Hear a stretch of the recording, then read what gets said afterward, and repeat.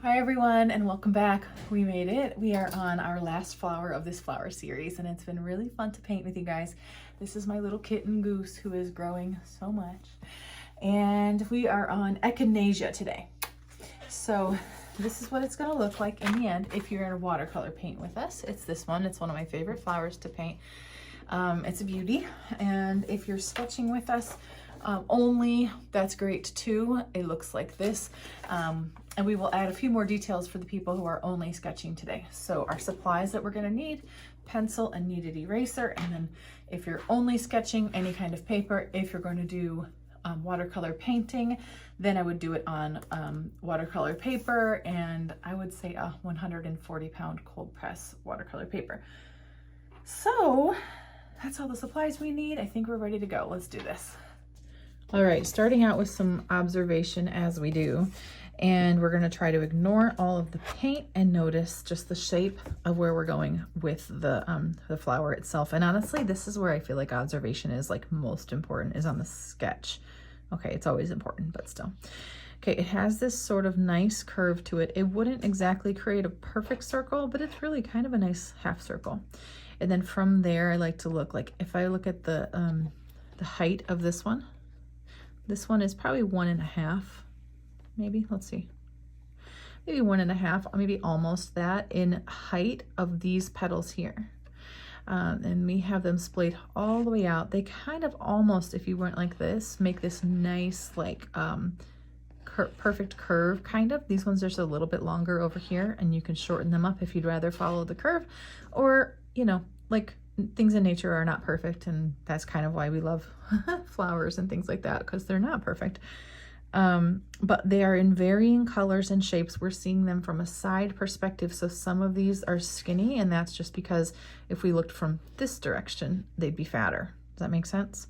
They are more narrow at the base and more narrow at the end, which is kind of lovely. And if you're only sketching today and you're not going to be doing painting, then we'll add a little bit more detail. Like maybe we'll add some of these little sort of half circles over here, and notice there's more on this side, which would indicate like light being over here and more shadow over here. And then also notice on these petals, I added a few lines that come through that center and up.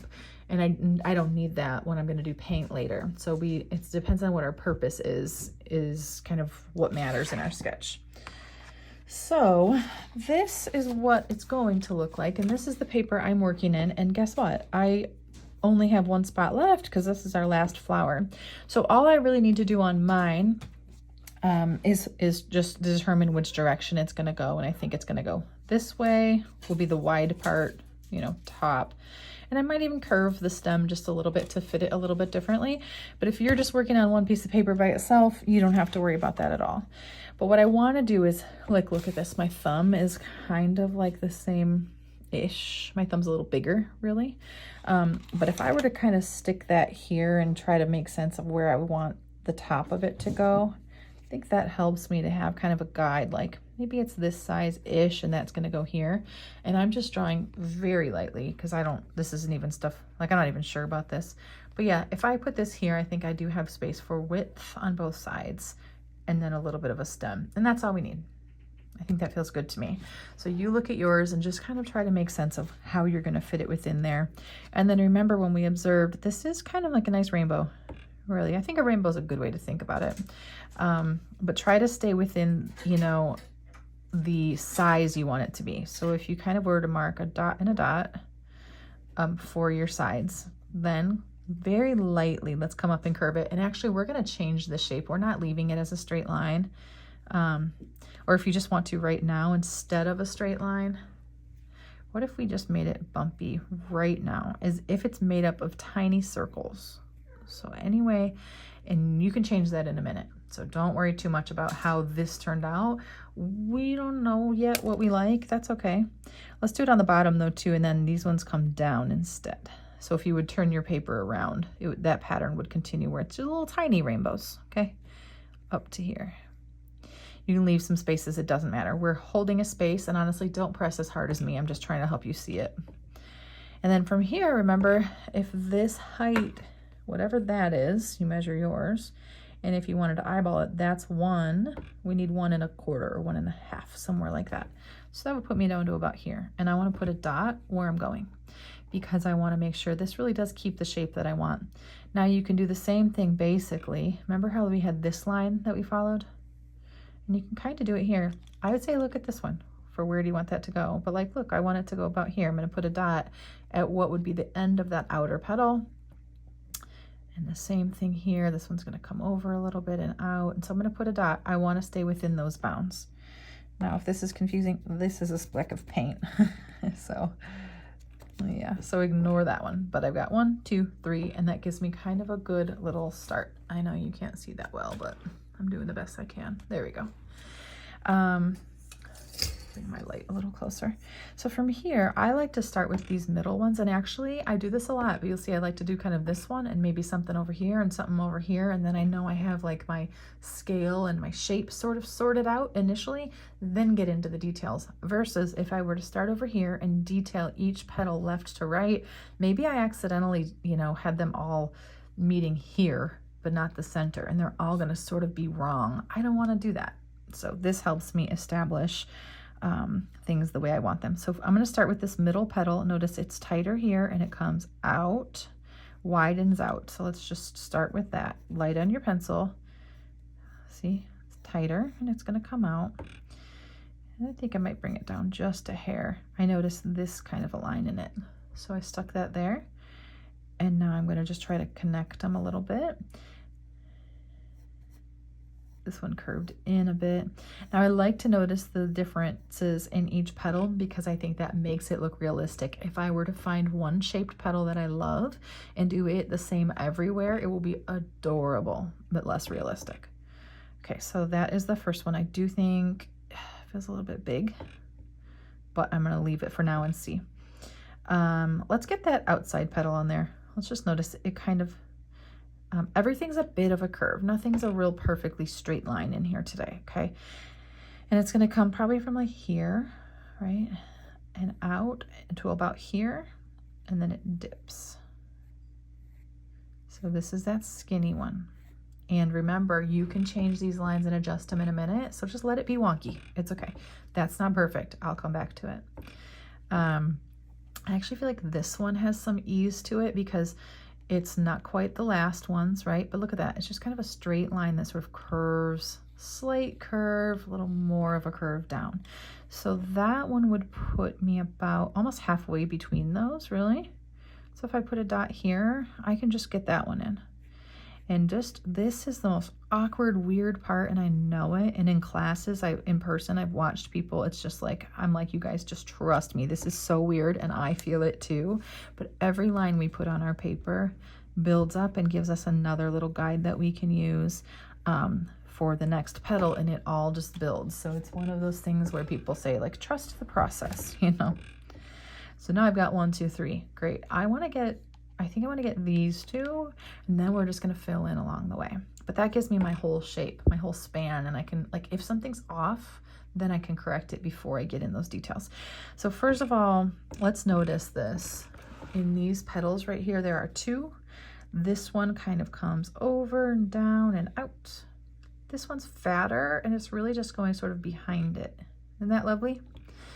Okay, and let's look at the negative space that they create right here. Look, I can put a slice of pizza right there. Look, it's pepperoni. Okay, took that out. Zoom out again so we can see. And we will come, remember it comes out and down a bit and up. And I curved that bottom in, and then I stopped because I want to just go, oh, what is it here? Here it is. And now I connect them. Isn't that nice? Now don't forget your pepperoni pizza. So I'm going to come like this. Where's it going? Here. There's a triangle between them here. And I'll use that. Something like that. That's all I needed. Isn't that so fun? I hope you guys like drawing.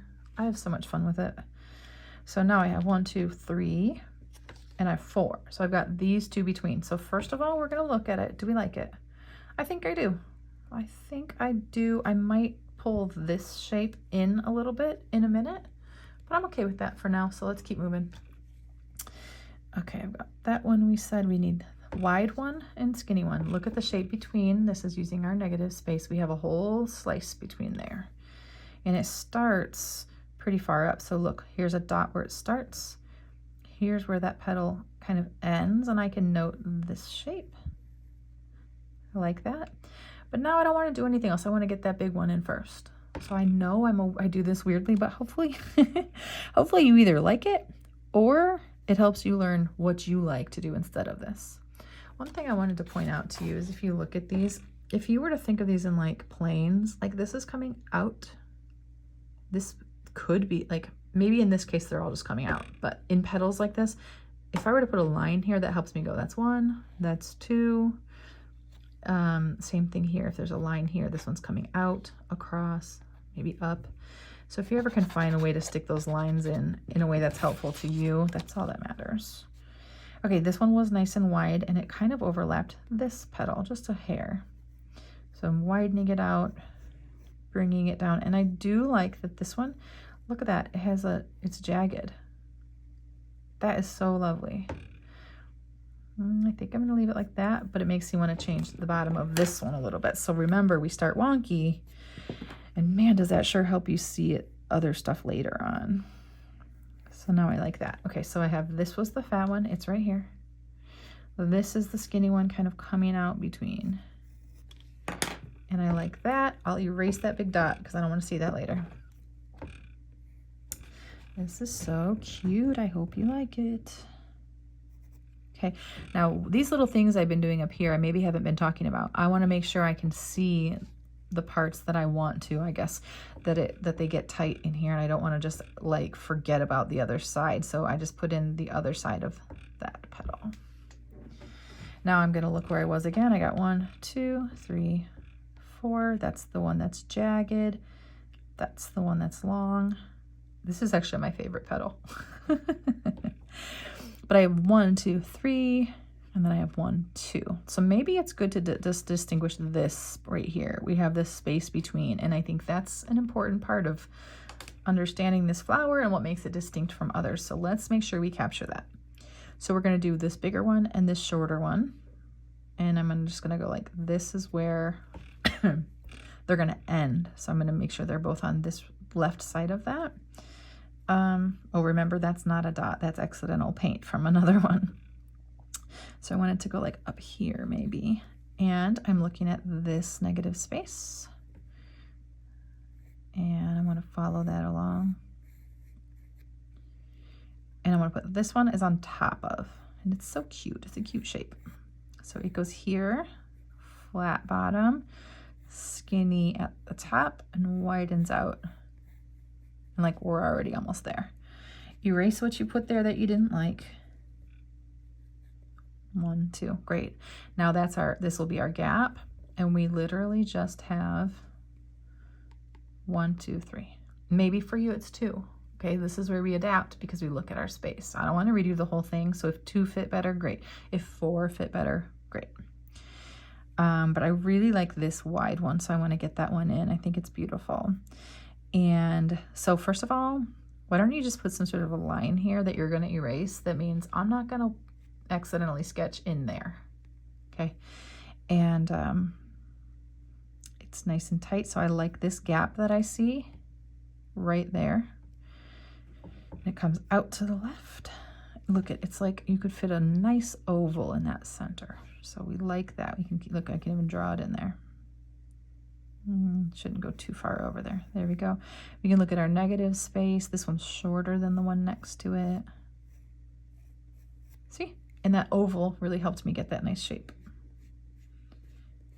It's a way to help your shape be like symmetrical too. Like, I don't know. I just find it helpful. Okay, so I've got this one. Then I have 1 and 2. Now I decide, do I like them?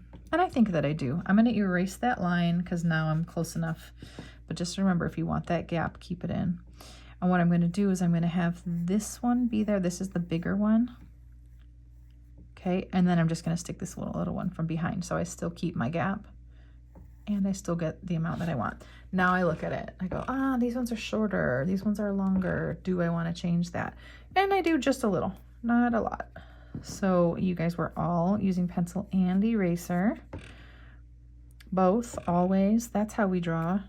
I used to think that if you didn't get it the first time, like you didn't like have like the gift of art, which is fake. That's not a thing.